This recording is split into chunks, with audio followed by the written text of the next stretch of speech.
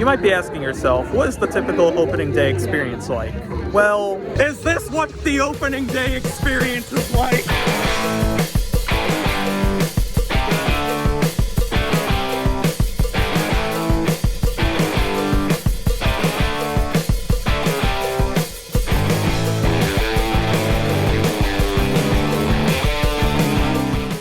What's up guys, I'm the AlexStudios. It is opening day of Six Flags Great Adventure for the 50th season. In fact, it's my very first ever opening day. Can you believe that? I've been going to this park for so many years, and yet I've never been on its first day of operation. But that's gonna change as I'm here. There's a bunch of enthusiasts up here, there's a bunch of enthusiasts back here. Woo!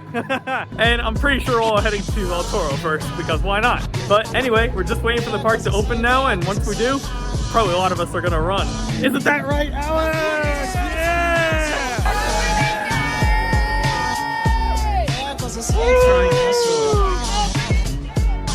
Made it now into the park and everyone's running to Toro. Everyone's trying to get that first train experience. Oh my god, here it is, the new pack!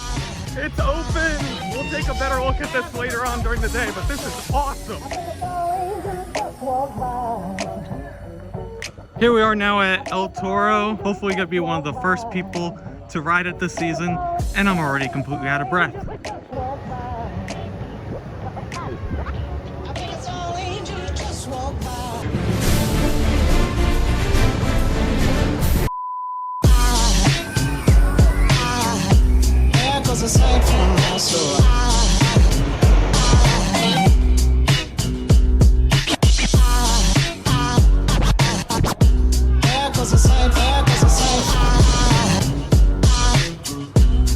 All done and now successful in getting the first train of the season on El Toro, and let me tell you, that was amazing.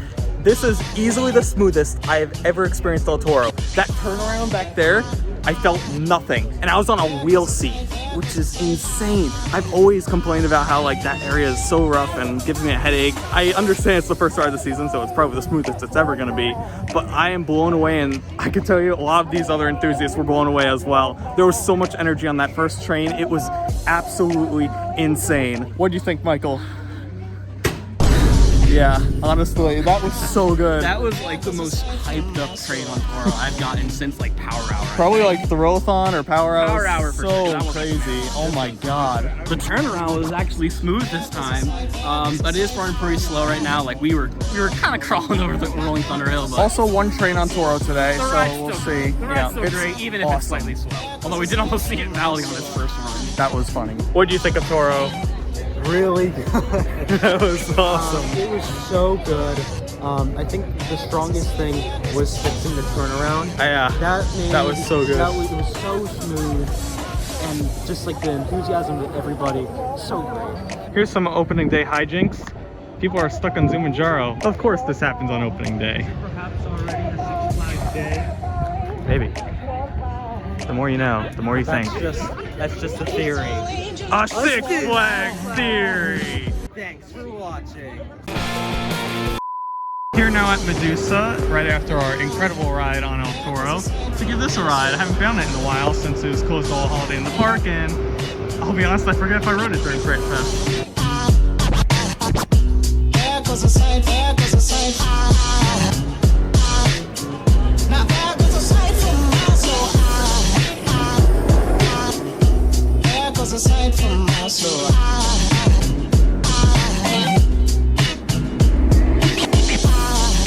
Pretty good ride there on Medusa, I'd say. Running fairly well, how it normally is. Up in the distance, you can see the station for what's going to be Safari Off-Road Adventure once again. But unfortunately, there's this gate here, so we can't go past. But there's a sign. It's going to be open March 30th, so if you're here for spring break or anything like that, this should be open once again. I'm happy to see the return of Safari Off-Road Adventure. I did this and both the drive-thru, and doing both, I think Off-Road Adventure is the better experience. The drive-thru is very fun. It is fun. It is a very special experience, and I'm glad I got to do it again. But I think the off-road adventure, like the in-park experience, is like a lot better and a lot more educational too. Plus, this really drew in a lot of crowds. I remember this would always have one of the longest lines in the park. I'm happy to see it return. I'll definitely give it a try this year. One of the coolest new changes that they added to the park this year is a brand new path that is connecting the entrance of El Toro, which is right over there, to Kingda Con Zumanjaro.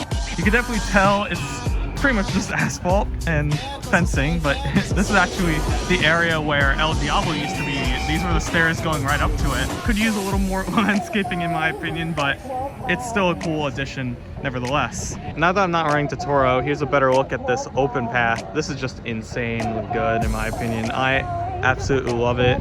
So much more open, and amongst one of these is going to be my brick. I am happy that my name is going to be amongst probably thousands of bricks along this path. I'll keep you updated once they start getting actually engraved. What's also new is that the carousel got a bit of a repaint during the off season with a bit brighter colors. I'm not sure if you can tell on video, but it's definitely a lot brighter than it used to be. We got these wristbands here, and that is to allow for double rides. What that means is, let's say we want to ride Joker back there. We get on the ride and then we show them the bracelet that we're wearing, so they'll just let us stay in the same seat and ride again. It's not for every ride, but it's for most of them. So we'll see how it works, and I'll tell you how well it did at the end of this video. And of course, the biggest thing is this giant fence here for flash vertical velocity. Not sure how close we're going to be able to get today. Going up here, it's actually a much bigger construction site than I even initially thought. It's huge. Oh, you can actually see the footers.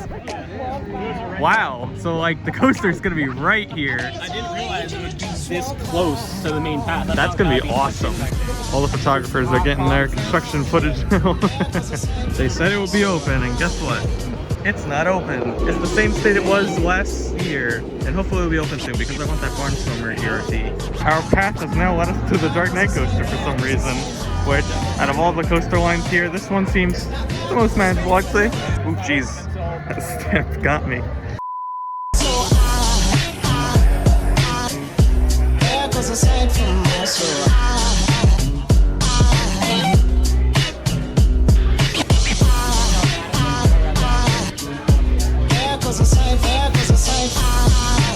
All finished with our ride on the Dark Knight. We actually got 2 rides thanks to our bracelet, and yeah, it was fine. Normal Dark Knight, and the wait wasn't too bad for what looks like a busy opening day. In line now at Mama Flora's Cucina Italian restaurant. I've been here once before, so it's good. It's a place I trust. Line's a little long. We're kind of here right now, but surprisingly, this is like one of the shortest food lines in the park.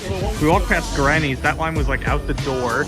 It's only like 2 o'clock. It's technically after the main food rush, but we will wait in this line and then do stuff after. Look who's coming by. Oh, Sylvester too.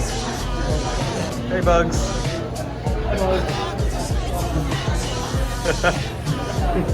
And there they go.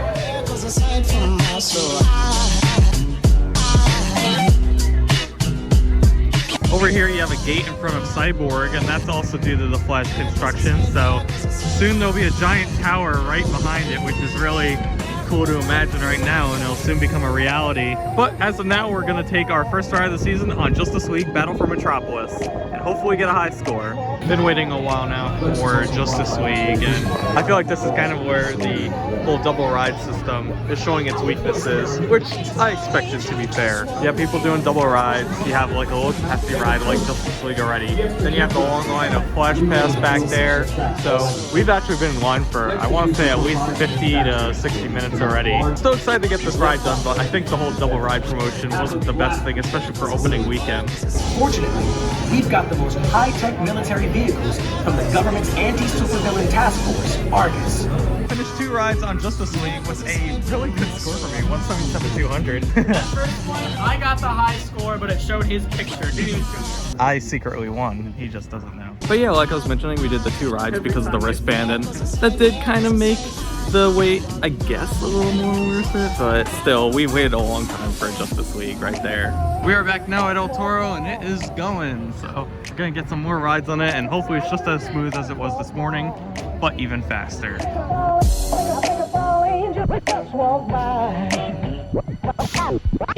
think it's all angels just walk by.